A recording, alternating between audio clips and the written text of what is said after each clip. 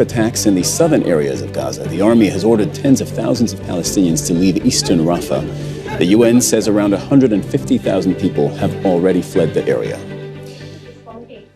To discuss this, I'm joined by Diana Boutou, Palestinian lawyer and former legal advisor to the Palestine Liberation Organization. It's great to have you in the studio for once. Thank you for your time today. Thank you. As a lawyer, is it legal to displace civilians again and again and again? And I could add 10 agains. Absolutely not, unless the displacement is done in a way that is legal, meaning that they are providing shelter, they're providing adequate medical care, they're providing water, they're providing electricity. What Israel's been doing is just dropping leaflets on Palestinians. Yesterday they dropped leaflets in the north telling people to flee to the south, and then in the south they're telling people to flee to the north. So you have this situation in which they haven't provided even the basic necessities of life, and so this can hardly be called legal. This is entirely illegal. I ask you this because, I think our viewers will be familiar with the idea that there have been many breaches of international law committed by the Israeli forces in the Gaza Strip for months now. And we understand you can't indiscriminately bomb civilians. We've discussed this on air many times. There are places that should be protected, hospitals, schools, etc. The threshold to attack those places legally is very high. But something we've perhaps discussed a little less, which is extremely relevant today, is you also can't just displace hundreds of thousands of people. That's right. And in their displacement of them, they haven't been providing the basic necessities of life. It's important to keep in mind that not every person is able-bodied. Not every person has the ability to be fleeing. You're talking about people who have been injured, traumatized, and Israel has done absolutely nothing to make sure that there is a place for them to go. Not just that, the other thing that they've done is when they tell people to flee, they've actually been shown that they're bombing those areas that they've told people to flee to.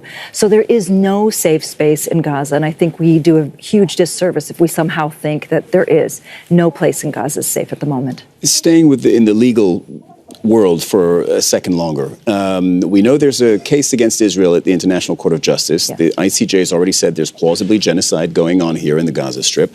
Now South Africa, which had brought the case initially, is asking for additional emergency measures to be imposed by the court. Basically, they're asking the court to tell Israel to stop this. Do you even want... It feels like all of this is happening in a parallel world because it has zero impact on the ground. Do you even watch these legal developments anymore?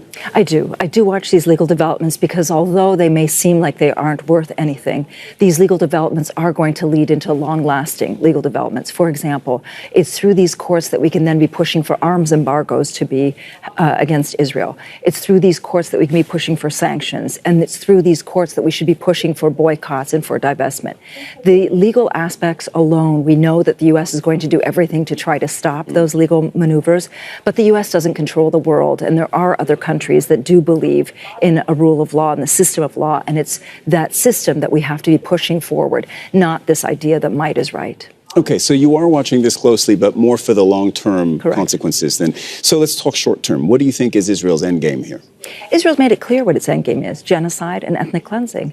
And the fact that... Well, they obviously wouldn't put it that way. They've put the genocide part very clearly. They've made enough statements of genocidal intent and the ethnic cleansing. Within the first week, on this very program, they indicated that they wanted to see Palestinians going into the Sinai. They indicated they want to see a smaller Gaza Strip, fewer in numbers as well. That equals ethnic cleansing. Yeah, but as you know, they've changed the reason I interjected is because now Israel has changed its public messaging. They are saying at every press conference that they have, they're saying we are trying to, limit casualties to civilians, limit damage to civilian infrastructure, et cetera, et cetera. And yet they still continue to bomb schools. They still continue to bomb hospitals. 30 of 36 hospitals have been bombed. The line that they say to the public is very different than what we see on the ground. Yeah. And what we see on the ground is genocide. Okay, so back to the end game. What does Israel want to achieve? Because there's still 1 million civilians left in Rafah City. Correct. And that's exactly what they're trying to get at, is they want to make life so miserable that Palestinians end up eventually leaving, whether it's right now or in the future. Leaving, you mean out of the Strip or within the Strip? Out of the Strip entirely, in its entirety. This is what they want to see, and they've made their desires very, very clear. We're even talking about people who are now saying they're going to rebuild the settlements in the Gaza Strip. So all of it is clear in terms of what it is that they want. The question is whether or not we're believing them. And the international community continues not to believe Israel, even though Israel's made its intentions very clear and has followed those intentions with actions. militarily, this does not seem to be going well for Israel. I'm no military expert, but they're backfighting, fierce fighting, we're told, in Jabalia, in the northern part of the Gaza Strip, which they said that they cleared months ago. And clearly Hamas has a pretty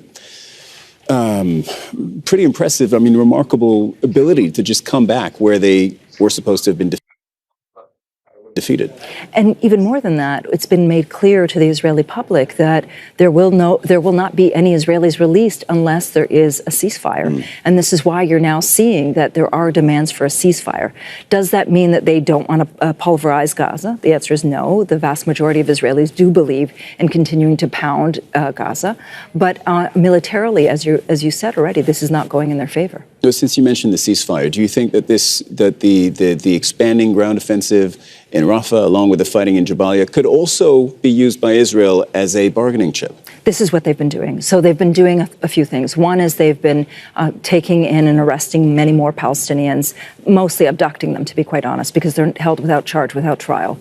They've been going and trying to take more land in the Gaza Strip. And the third thing is increasing the military offensive and the attacks, particularly in places like the south and in the center as well. All right. Diana Boutou, Palestinian lawyer, former legal advisor to the PLO, the Palestine Liberation Organization. Thank you so much for joining us in the studio for once. My pleasure. Thank you. Thanks for having me.